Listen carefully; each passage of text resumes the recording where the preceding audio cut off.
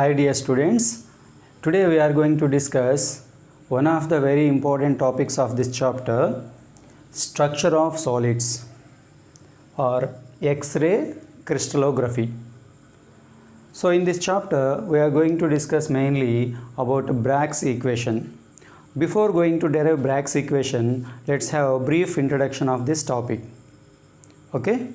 Now, actually, the main purpose of this topic or X-ray crystallography is to determine the structure of a crystal. In the year 1912, Max von Laue have passed X-rays over sodium chloride crystals. On passing X-rays over sodium chloride crystal, he has observed few things. What he has observed? He has observed that when X-rays are passed over sodium chloride crystals, these X-rays on falling over the surface of a sodium chloride crystal, they get diffracted. From this, he has concluded that crystals behave like diffraction grating for X-rays. Crystals behave like diffracting grating for X-rays if the wavelength of X-rays is comparable to the wavelength of the interplanar distance of the crystal. So let us try to understand this. Here, when X-rays are passed over NaCl crystal, these X-rays are getting diffracted. When this diffraction is happened, when the wavelength of X-rays is comparable to the interplanar distance of the crystal. That means generally the wavelength of X-rays will be about 1 angstrom. About 1 angstrom. In most of the crystals, the interplanar distance, the distance between one plane to another plane is also about 1 angstrom. So for most of the crystals, whatever the statement given by the scientist Laue is applied. So after observing this, in the year 1913, two scientists, William H. Bragg and William L. Bragg. Actually, William L. Bragg is the son of William H. Bragg. It is of, at that time, he was about 22 years of old. And they have done an experiment by taking zinc sulfide crystal. When they passed X-rays over zinc sulfide crystal, the same thing happened. That means diffraction of X-rays took place. From that, they could able to determine the exact locations of zinc and sulfur atoms. They could able to successfully determine the exact positions of zinc and sulfur atoms in a zinc sulfide crystal. Not only they located the positions of these two atoms, they determined a mathematical equation which is very helpful to determine the interplanar distances of any crystal. So after that they have got Nobel Prize also. Now let us move to discuss about Bragg's equation and how it can be derived. Before going to that, what is Bragg's equation? The Bragg's equation is 2d sin theta is equal to n lambda. Here d represents the interplanar distance. Theta represents angle of incidence or angle of diffraction. Here n is for order of diffraction, n is an integer, lambda is the wavelength of incident X-ray.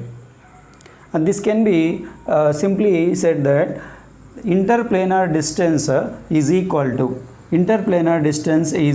to integral multiples of wavelength of X-rays.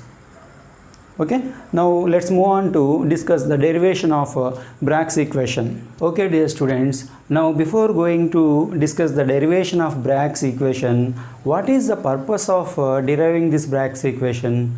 Bragg's equation is a very important equation from which we can able to determine interplanar distances as well as structure of a crystal lattice. Okay, some of you may get doubt, what is interplanar distance? Okay, let me explain. Here, if you take any crystal, every crystal consists of a large number of parallel planes or parallel layers. but equidistance layers. The distance between each layer, each consecutive layer, successive layer is same. Distance between first layer and second layer is d, second and third also d, third and fourth also d, and so on. Moreover, each layer consists of a huge number of equidistant atoms. The basic idea we should know before going to discuss the Bragg's equation is every crystal consists of a huge number of parallel planes. The distance between two successive planes is same. For example, the distance between first plane to second plane is d, second to third also d, third to fourth also d, and so on. And each plane consists of a huge number of atoms. Atoms means there may be atoms, molecules, or ions based on the type of the crystal. This is the basic idea we should know before going to derive Bragg's equation. Right? Now let us move on to the derivation.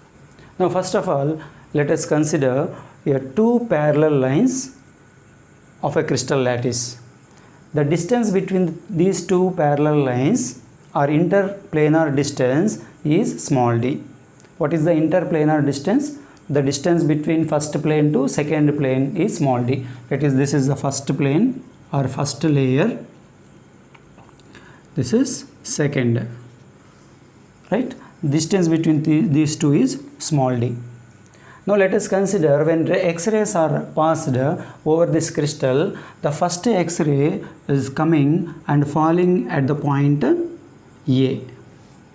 And after incidenting on the point A, it is diffracting. Here the angle of incidence is theta.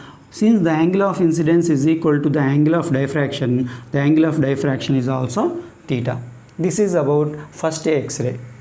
Similarly, let us consider one more X-ray which is also passing through the first X-ray and falling over the point B in the second layer. Now here also it is undergoing diffraction. At the point B, it is undergoing diffraction. Now let us assume the wavelength of the X-ray passing over the crystal lattice is lambda. Now if we observe the diagram, we can understand that the first X-ray, the distance travelled by first X-ray is smaller than the distance travelled by second X-ray. That means second X-ray travelled a greater distance than first X-ray. Then what is the extra distance travelled by second X-ray than first X-ray? This can be calculated very easily. Just have a look here. So the distance between these two, see this is the first X-ray, this is the second X-ray. Here the extra distance travelled by the second X-ray will be equal to CB plus BD. How CB plus BD? If you observe carefully, the distance from this point to this point is same as the distance between this point to this point. That means up to this point, up to the point C, the first X-ray and second X-ray both travel the same distance. Similarly, the diffracted rays from point A to this point and the second diffracted ray from point D to this point, they both have traveled the same distance. Then the additional distance traveled by the second X-ray will be from C to B and B to D. Okay, understood?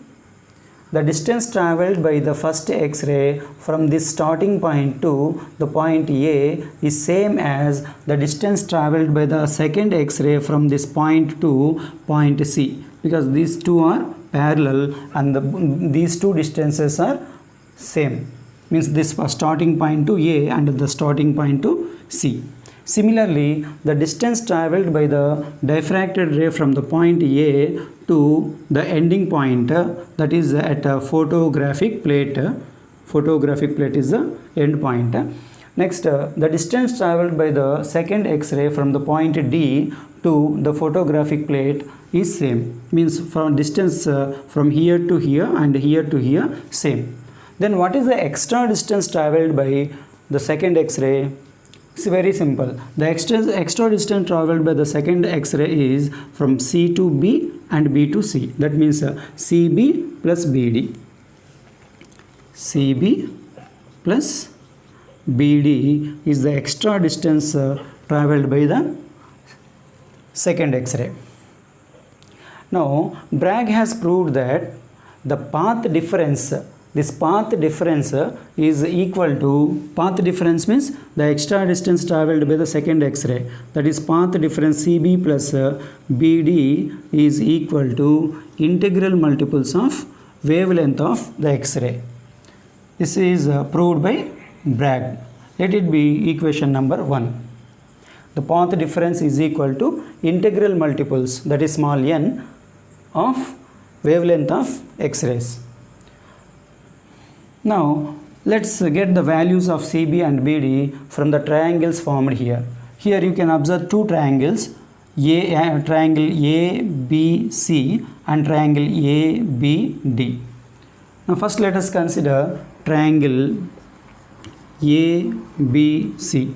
From triangle ABC, sin theta is equal to, what's the formula of sin theta? Sin theta is equal to opposite side by hypotenuse.